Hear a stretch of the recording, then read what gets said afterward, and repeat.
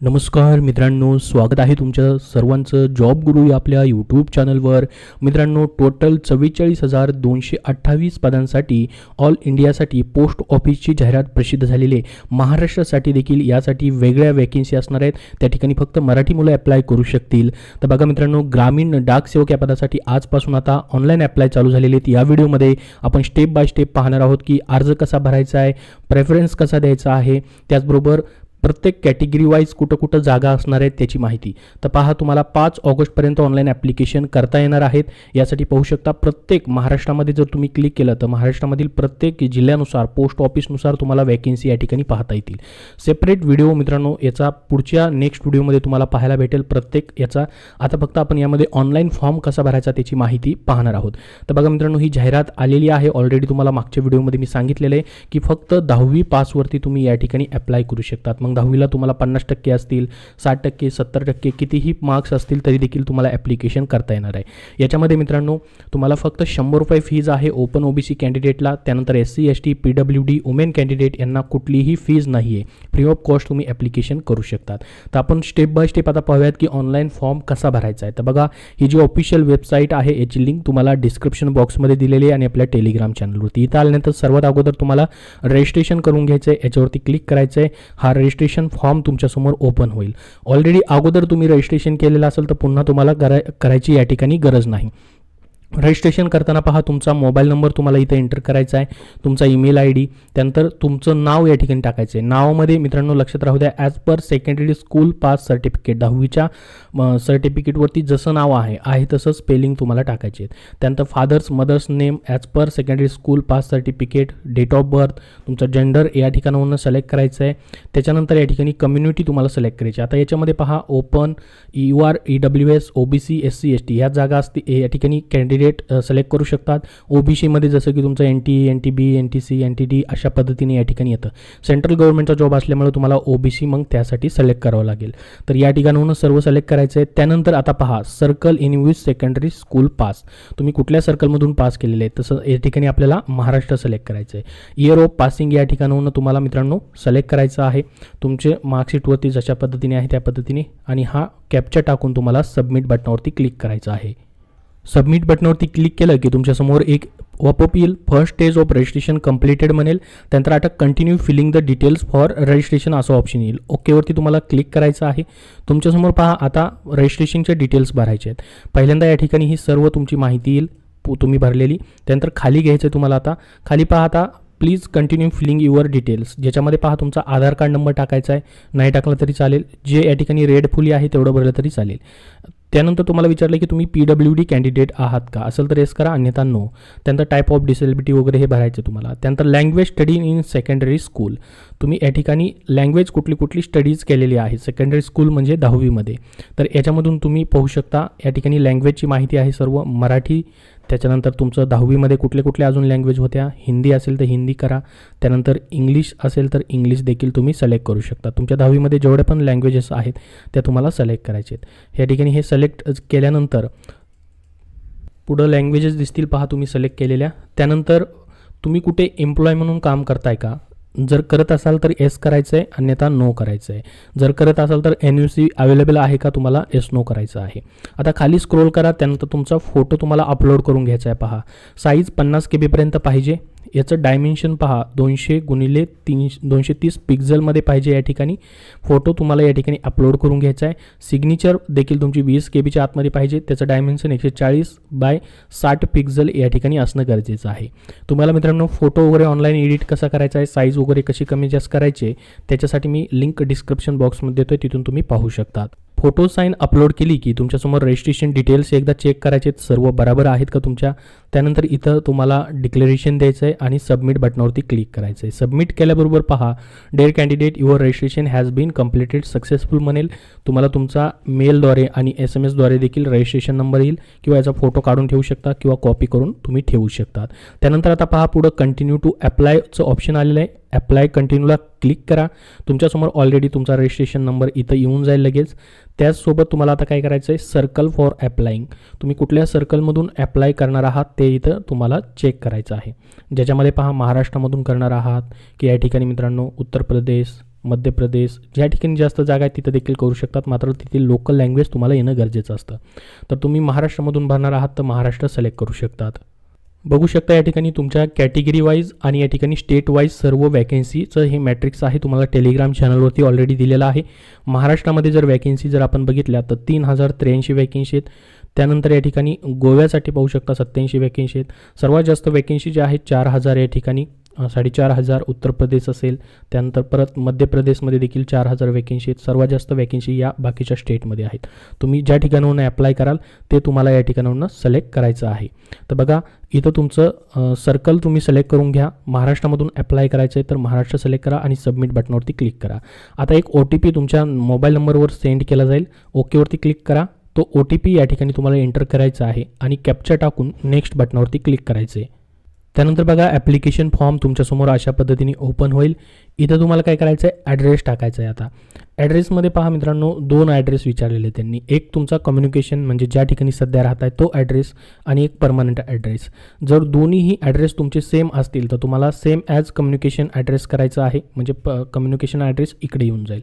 आणि वेगवेगळा असेल तर वेगवेगळा तुम्ही भरायचे, इथं क्लिक नाही केलं तरी चालेल.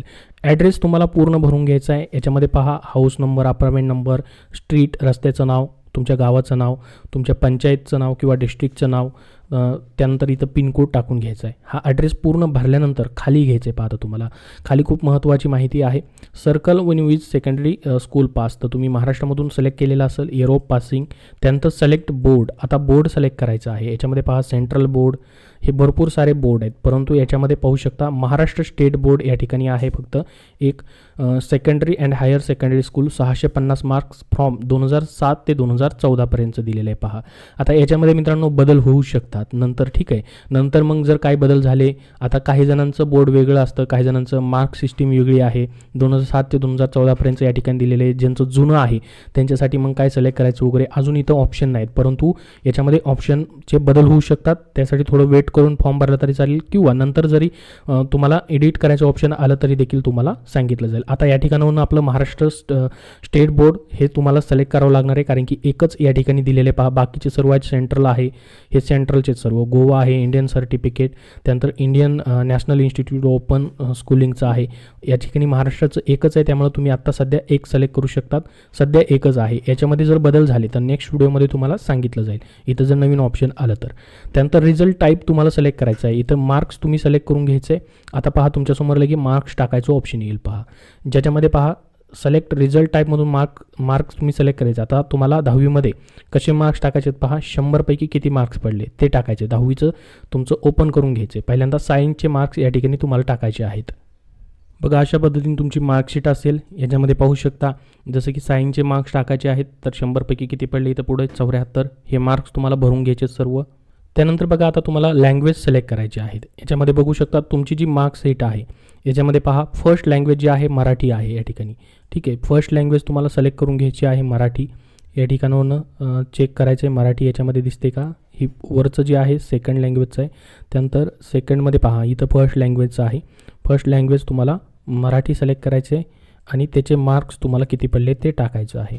जसं की पहा इथं लिहिलं आहे फर्स्ट लँग्वेज 72 मार्क्स. तर अशा पद्धतीने तुमच्या मार्कशीटमध्ये बघायचं आहे. फर्स्ट लँग्वेज झाल्यानंतर सेकंड लँग्वेज कुठली पाहिजे पहा. या ठिकाणी पहा सेकंड लँग्वेज या ठिकाणी बघू शकता हिंदी आहे किंवा इंग्लिश देखील आहे.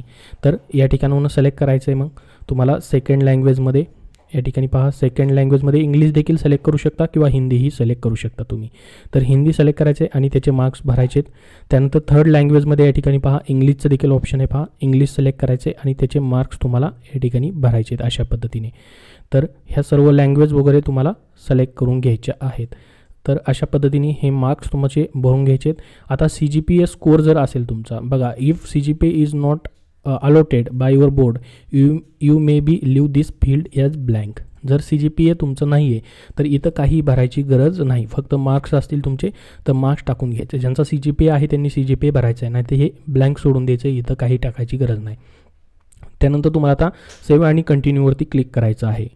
सेव्ह आणि कंटिन्यूवरती क्लिक केलं की तुमच्यासमोर पहा सर्कल अप्लाइंग फॉर महाराष्ट्र येईल. आता डिव्हिजन तुम्हाला सिलेक्ट करायचे. मग महाराष्ट्रामध्ये तुम्हाला कुठे अप्लाय करायचं आहे? तुम्हाला अहमदनगरमध्ये करायचं आहे, अकोला, अमरावती, छत्रपती संभाजीनगर, बारामती, बीड, त्यानंतर पहा नांदेड, पुणे, भरपूर सारे ऑप्शन्स तुम्हाला पाहायला भेटतील. मग आता काय करायचं, तुम्हाला ऑफिशियल वेबसाईटवरती यायचे, महाराष्ट्र सर्कलचं हे जागांचं मॅट्रिक्स काढायचं आहे. मग कुठे किती जागा आहेत ते तुम्हाला पाहिजे. जसे की पहा आता तुम्हाला जर बघितलं सर्वात जास्त जागा कुठं असतात, मागच्या वेळेस रायगडमध्ये सर्वात जास्त जागा होत्या. तुम्ही रायगडमध्ये यावेळेस बघू शकता किती जागा आहेत, तुम्हाला चेक करायचं आहे. अशा पद्धतीने प्रत्येक पोस्ट ऑफिसचं तुम्हाला या ठिकाणी हे वॅकेन्सीचं दिलेलं आहे. कुठे किती जागा आहेत त्यानुसार तुम्हाला पाहायचं आहे. किंवा तुम्ही तुमच्या घराजवळच्या पोस्ट ऑफिसमध्ये देखील अप्लाय करू शकतात. मग तुम्हाला ते प्रेफरन्स सिलेक्ट करायचं आहे. जसं की तुम्हाला आता या ठिकाणी मुंबई सिटीमध्ये अप्लाय करायचं आहे. बघा मुंबईचं तुम्हाला या ठिकाणी सिलेक्ट करायचं आहे. ठीक आहे, तर या ठिकाणी पहा एवढ्याच वॅकेन्सी आहेत, एवढ्याच जागा आहेत, 5च ठिकाणी वॅकेन्सी आहेत. तर तुम्हाला त्याचा प्रेफरन्स द्यायचा आहे. किंवा या ठिकाणी तुम्ही वॅकेन्सीज सिलेक्टेडचं या ठिकाणावरून डाउनलोड देखील करू शकतात. ही एक फाईल ओपन होईल, ती देखील डाउनलोड करायसाठी तुम्हाला भेटेल. आता प्रेफरन्स कसा द्यायचा आहे पहा. तुम्ही या ठिकाणी जागा बघितल्या, जसं की रायगडमध्ये बघा सर्वात जास्त वॅकेन्सी यावेळेस देखील दिसत आहेत. रायगडमध्ये 152 या ठिकाणी वॅकेन्सी आहेत. तर 152चे 152 तुम्हाला प्रेफरन्स द्यावे लागतील. या ठिकाणावरून जे पाहिजे ते तुम्हाला सिलेक्ट करता येईल. किंवा दुसरं देखील अजून तुम्ही सिलेक्ट करू शकता. ज्या ज्या ठिकाणी 1-2 जागा आहेत त्या ठिकाणी देखील अप्लाय करता येईल. परंतु ज्या ठिकाणी जास्त जागा आहेत तिथे अप्लाय केलं तर थोडंसं तुम्हाला सिलेक्शन होण्याचे चान्सेस जास्त असू शकतात. तर आता प्रेफरन्स कसा द्यायचा या ठिकाणी पहा. जसं की पहिली पोस्ट पहा. या ठिकाणी जर समजा तुम्ही पुणे ऑफिशियल डिव्हिजन सिलेक्ट केली, पोस्ट ऑफिस कुठले ते या ठिकाणी दिलेले पहा. त्याच्यानंतर या ठिकाणी पोस्ट दिले GDS ABPM, या ठिकाणी तुमची कॅटेगरी दिली OBC आणि याचा पेमेंट दिलेला आहे. ABPMची पोस्ट पहिली आहे. तुम्हाला आता ABPM पाहिजे की BPM पाहिजे. BPM म्हणजे ब्रँच पोस्ट मास्टर. या ठिकाणी बघू शकता ABPM आणि GDSची एकच पोस्ट आहे ही. तुम्हाला समजा BPMच या ठिकाणी पाहिजे तर तुम्ही ह्याला प्रेफरन्स नंबर 1 देऊ शकता. ठीक आहे, त्यानंतर तुम्हाला सेकंडमध्ये या ठिकाणी ABPM किंवा डाक सेवक पाहिजे, याला 2 प्रेफरन्स देऊ शकता तुम्ही.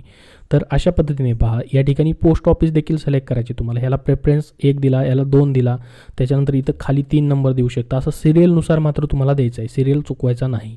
या ठिकाणी पहा प्रेफरन्स तुम्हाला अशा पद्धतीने द्यायची आहे. तुमच्या कॅटेगरी देखील दिली पहा इथं. आता इथं ओपनसाठी देखील वॅकेन्सी आहे.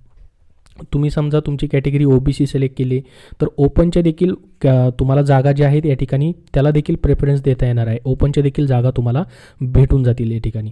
त्यानंतर 5 नंबर झाला की 6 नंबर, त्याच्यानंतर 7 नंबर, 8 नंबर, अशा पद्धतीने जेवढे पण या ठिकाणी आहेत पूर्ण पाहता. ही 9 पेजेस आहेत. 9च्या 9 पेजेसवरती तुम्हाला या ठिकाणी काय करता येणार आहे, प्रेफरन्स देता येणार आहे. त्यानंतर पहा 10 नंबर. आता हे झालं 10पर्यंत. त्यानंतर सेकंड पेजवरती जायचं आहे. पाठीमागं 10 झालं होतं, या ठिकाणी लगेच 11, त्यानंतर 12, त्यानंतर पहा 13. अशा पद्धतीने प्रेफरन्स तुम्हाला पूर्णच्या पूर्ण जागांसाठी प्रेफरन्स तुम्ही देऊ शकतात. एकही जागा सोडायची नाही, सर्वांना प्रेफरन्स तुम्हाला देऊन टाकायचं आहे. तर हे संपूर्ण सिरियल नंबरनुसार काय करायचं आहे, भरून घ्यायचं आहे. तर बघू शकता टोटल या ठिकाणी 89 वॅकेन्सी आहेत. 89 वॅकेन्सी आहेत. तर 89 लास्टला या ठिकाणी अशा पद्धतीने नंबर आला पाहिजे. पूर्ण असे सिरियल नंबरनुसार तुम्हाला प्रेफरन्स द्यायचा आहे. त्याच्यानंतर खाली तुम्हाला स्क्रोल करायचं आहे. आता बघा खाली या ठिकाणी विचारलेलं आहे की कुठल्या डिव्हिजनमध्ये तुम्ही डॉक्युमेंट व्हेरिफिकेशन करणार आहात. तर बघा समजा तुम्ही या ठिकाणी बीडमधून आहात, बीडमध्ये राहताय आणि तुम्ही पुण्यामध्ये अप्लाय केलेलं आहे. परंतु आता डॉक्युमेंट व्हेरिफिकेशनला तुम्हाला पुण्याला जायचं नाही आहे, तुम्हाला बीडमध्येच डॉक्युमेंट व्हेरिफिकेशन करायचं आहे. तर या ठिकाणाहून तुम्ही सर्कल देखील सिलेक्ट करू शकतात, महाराष्ट्र. त्याच्यानंतर पहा समजा तुम्ही गोव्याला देखील अप्लाय केलेलं आहे किंवा मध्य प्रदेशमध्ये अप्लाय केलं आहे, परंतु डॉक्युमेंट व्हेरिफिकेशन तुम्हाला महाराष्ट्र सिलेक्ट करायचं आहे, तर इथून महाराष्ट्र देखील तुम्ही सिलेक्ट करू शकतात पहा अशा पद्धतीने. ठीक आहे, किंवा तुम्हाला इतर जिल्ह्यांमध्ये डॉक्युमेंट व्हेरिफिकेशन करायचे आहे. समजा तुम्ही पुण्याला अप्लाय केले आणि तुम्हाला बीडला या ठिकाणी डॉक्युमेंट व्हेरिफिकेशन करायचे आहे, तर तो डिस्ट्रिक्ट या ठिकाणावरून तुम्ही ते सर्कल या ठिकाणावरून तुम्ही काय करू शकतात, सिलेक्ट करू शकतात. हे डॉक्युमेंट व्हेरिफिकेशनसाठी या ठिकाणी सिलेक्शन आहे. हे सिलेक्ट केल्यानंतर खाली स्क्रोल करायचे, तुम्हाला इथं डिक्लेरेशन द्यायचं आहे तुम्हाला आणि सेव्ह आणि प्रोसीडवरती क्लिक करायचं आहे. डेटा सेव्ह सक्सेसफुली येईल तुमच्यासमोर पहा ॲप्लिकेशन प्रोसेसचा. त्यानंतर खाली तुम्हाला आता स्क्रोल केल्यानंतर आपोआप तुमच्यासमोर एक पॉपअप येईल पहा फीजबद्दलचा. तुम्हाला फीज जे आहे या ठिकाणी नॉट रिफंडेबल आहे असं म्हटलं त्यांनी, तर फी तुम्हाला आता पे करायची. ओकेवरती क्लिक करायचं आहे. लगेच पहा तुमच्यासमोर फीज पेमेंटचा अशा पद्धतीने एक पॉपअप येईल. याच्यामध्ये पाहू शकता तुमचा मोबाईल नंबर, नाव वगैरे येईल आणि तुम्हाला किती फीज आहे ते देखील या ठिकाणी दाखवेल. तुम्ही जर वुमेन कॅन्डिडेट आहात, SC ST PWD कॅन्डिडेट आहात तर तुम्हाला फीज पे करायची गरज नाही. आता मेक पेमेंटवरती काय करायचं तुम्हाला क्लिक करायचं आहे. तुमच्यासमोर लगेच अशा पद्धतीने फीज पे करण्यासाठी ऑप्शन्स येतील. यावरनं तुम्ही credit card, debit card, net banking, वॉलेटवरनं देखील पेमेंट करू शकतात किंवा QR कोडनी पेमेंट तुम्ही करू शकतात. मोबाईलमध्ये तुमच्या फोनपे, गुगल पे असेल तर तो QR कोड स्कॅन करायचा. अशा पद्धतीने QR कोडवरती क्लिक करायचं आहे. इथून तुम्हाला भीम UPI सिलेक्ट करायचं आहे आणि मेक पेमेंट याच्यावरती क्लिक करायचं आहे. तुमच्यासमोर हा QR कोड ओपन होईल. तुम्हाला हा तुमच्या फोनपेमधनं असेल किंवा गुगल पे, पेटीएमवरनं स्कॅन करायचं आहे आणि पेमेंट करायचं आहे. ठीक आहे, पेमेंट तिकडनं कंप्लीट होईपर्यंत याला क्लोज करायचं नाही तुम्हाला. बघा, तुम्ही पेमेंट तिकडनं स्कॅन करून फोनपे, गुगल पेवरनं, पेटीएमवरनं कंप्लीट केले की आपोआप हा विंडो जो आहे तो क्लोज होईल आणि इथे एक पॉपअप येईल, तुम्हाला ॲप्लिकेशन सबमिटेड सक्सेसफुली. आता काय करायचं आहे, ओकेवरती क्लिक करायचं आहे. तुमच्यासमोर तुमचं जी ॲप्लिकेशन प्रिंट करण्यासाठी ऑप्शन आहे ते लगेच ओपन होईल. तुम्ही हे मोबाईलवरनं देखील फॉर्म भरू शकतात अशा पद्धतीने. पण आता तुमच्यासमोर ॲप्लिकेशन प्रिंट जे आहे ती ओपन होत आहे. बघू शकता ओपन झालेली आहे. पूर्ण फॉर्म तुमच्यासमोर आलेला आहे. पहा, तुम्ही भरलेला फॉर्म आहे. या ठिकाणी तुमचे मार्क्स आलेले आहेत. तुम्ही या ठिकाणी कुठल्यासाठी प्रेफरन्स कसा दिलेला आहे पाहू शकता, ते आलेलं आहे. या ठिकाणी पहा, 1 नंबरला BPMला ब्रँच पोस्ट मास्टर ऑफिसला या ठिकाणी BPM पोस्टसाठी प्रेफरन्स दिलेला आहे. 2 नंबरला ABPMला दिलेला आहे. तर अशा पद्धतीने हे संपूर्ण येईल तुमच्यासमोर. इथं खाली साईन वगैरे येईल तुमची आणि या ठिकाणाहून तुम्हाला प्रिंटवरती क्लिक करायचं आहे आणि याची प्रिंट काढून तुमच्यासमोर ठेवायची आहे किंवा तुम्ही याचा फोटो काढून किंवा PDF फाईल सेव्ह करून देखील ठेवू शकतात या ठिकाणाहून अशा पद्धतीने. जर तुम्हाला अशी प्रिंट निघत नाही तर काय करायचे, मेन पेजवरती यायचे तुम्हाला होम पेजवरती. इथून काय करायचं पहा, ॲप्लिकेशन स्टेटस तुम्ही या ठिकाणाहून चेक करू शकता. तुमचा फी पेमेंट देखील इथून तुम्ही फी पेज करू शकतात जर फी पे झालेली नाही तुमची, किंवा स्टेटस चेक करू शकतात.